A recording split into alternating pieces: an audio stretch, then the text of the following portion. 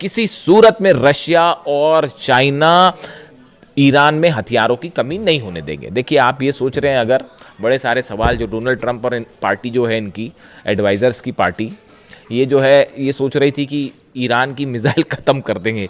ये 5 महीने तक इनकी कोशिश यही चल रही है कि ईरान की मिसाइल्स ख़त्म कर देंगे, और वो ये सोचते हैं ईरान की मिसाइल ख़त्म हो जाए, और जैसे ही ये सोचते हैं कि अब कम हुई मिसाइल, वो एक्स्ट्रा मिसाइल फायर करने लगता है। वो जॉर्डन में इतने बुरे पिटे हैं साहब, अगले वीडियो में मैं आपको बड़ा खुलासा करूंगा कि अरब देश अब क्या सोच रहे हैं इस पूरे हमले को लेकर। जॉर्डन में ऐसा पीटा है, कुवैत में ऐसा पीटा है, बहरीन में ऐसा पीटा है, सऊदी में भी जैसे हमले हुए हैं, उसके बाद जो है समझ में आ गया इनको कोई मिसाइल खत्म नहीं हो रही। खबरें ये हैं कि मिसाइल्स अमेरिका की खत्म हो गई। जनरल डेन केन जो चीफ ऑफ जॉइंट स्टाफ है, ये जो हमले चल रहे थे, डोनाल्ड ट्रंप जो कह रहे थे हम सेकेंड वर्ल्ड वॉर के बाद सबसे बड़ा हमला करने वाले हैं, उसका नतीजा क्या होता ये भी डोनाल्ड ट्रंप को बताया गया है। उसका नतीजा ये होता कि नक्शे से कई देश मिट गए होते। आप सोच नहीं सकते कितने बड़े हमले होने वाले थे। ये जो डोनाल्ड ट्रंप अगर ये हमला कर देते, जो ये कह रहे थे कि सेकेंड वर्ल्ड वॉर के बाद सबसे बड़ा हमला होगा, एयरफोर्स 1 में उनसे पूछा गया तो बोले मैं वो हमला करने वाला था जो सेकेंड वर्ल्ड वॉर के बाद सबसे बड़ा हमला होता। और फिर उन्होंने कहा कि जो है वो सऊदी के क्राउन प्रिंस ने मुझे रोका और कतर ने मुझे रोका, और तमाम इन देशों ने जो है मुझसे कहा कि अभी आप हमले मत करिए और बातचीत को एक मौका दीजिए, और हम कोशिश कर रहे हैं कि लोगों की जानें ना जाएं। इस तरह की बात डोनाल्ड ट्रंप कर रहे हैं। 168 बच्चियों की मौत जो है वो दिखाई नहीं दी, है ना। अली खामनी साहब को टारगेट किया, वो दिखाई नहीं दिया। उनको शहीद करने के बाद सोचते हैं कि डील हो जाएगी। कैसे डील हो जाएगी साहब? अभी तो फिलहाल जो मेरे पास खबरें हैं, पुख्ता खबर नहीं है। अभी थोड़ी देर पहले हॉर्मुज में एक जहाज को ठोक दिया ईरान ने, थोड़ी देर पहले की खबर है। अभी धीरे से देखिए आएगी बाहर। धमाकों की खबर आ गई है, तो अब वहां पे कोई दिवाली का बम तो फूटा नहीं होगा, है ना। हॉर्मुज में कोई पटाखे तो चले नहीं होंगे, तो वो धमाके की खबर आई है, तो वो जहाज के करीब धमाके की खबर आई है, वो हलचल है वहां पे, देखते हैं क्या होता है। तो मेरे ख्याल से तो एक जहाज और ठोक दिया है ईरान ने, ये लो। तो अब हालात ये है, देखिए मामला ये है कि ये चाइना और रशिया किसी भी सूरत में ईरान के मिसाइल पावर के लिए जो मटेरियल सप्लाई है, टेक्निक ईरान के पास है। लॉन्ग रेंज मिसाइल्स बनाने में जो है वो ईरान बैलिस्टिक मिसाइल्स बनाने में, अपने टारगेट अचीव करने में कोई मुकाबला नहीं है। ना फतह का, ना खुर्रमशहर का, ना सेजिल का, कोई मुकाबला ही नहीं है। खैबर और खैबर शिकन दोनों वर्जन्स जो है मिसाइल के वो ऐसे हैं कि वो रिसर्च चल रही है कि भैया कैसे क्या इन्होंने क्या ही कर दिया। तो और मटेरियल की जो ज़रूरत है वो मटेरियल चीन और रूस से प्रोवाइड हो जाएगा, जो रडार्स हैं वो भी प्रोवाइड हो जा रहे हैं। तो किसी सूरत में चाइना और रशिया जो है वो ईरान को यहाँ पर सेटबैक नहीं होने देंगे, चाहे कितना बड़ा हमला हो जाए।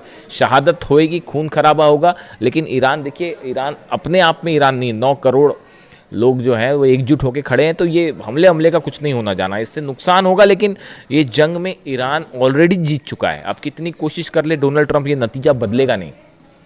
और ये बड़ा इकोनॉमिक स्टेक लगा हुआ है रशिया और चाइना का ईरान में, वो किसी सूरत में नहीं जो है नुकसान पहुंचने देंगे। बड़ा नुकसान की जंग हो जाए और ईरान हार जाए, ऐसा कतई नहीं होने जा रहा। और ना ही मिसाइल की कमी होने जा रही है, ना ड्रोन की कमी होने जा रही, चाहे जंग आज चले चाहे 5 साल चले। जैसे कि हथियारों की कमी यूक्रेन में नहीं होने दी जा रही, समझिए इस बात को।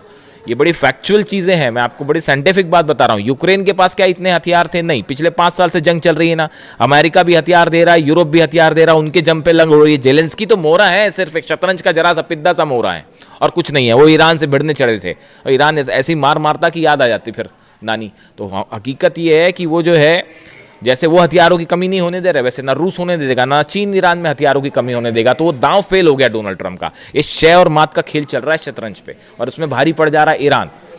तो वो हथियारों की कमी होने नहीं देगा। तो अब और जंग करना जो है वो तो हौसले की बात है। वो ईरान में कूट कूट के भरा हुआ है, ईरान की लीडरशिप में कूट कूट कर भरा हुआ है। उसी का नतीजा है कि ये जो हो रहा है। तो पहली चीज़ तो ये जो हथियार पहुंचे हैं वो फिर एनालिसिस हो रहा है कि चीन ने क्या पहुंचा दिया भैया, पहली बात ये। दूसरी, इस तरह भी खबरें हैं कि रशिया से भी कुछ पहुंच गया मटेरियल नया, उसको लेकर जैसी कंफर्मेशन आएगा मैं आपको बताऊंगा। इस तरह की खबरें हैं कि मिसाइल से जुड़ा कई सामान जो है वो रूस की तरफ से भी ईरान भेज दिया गया है।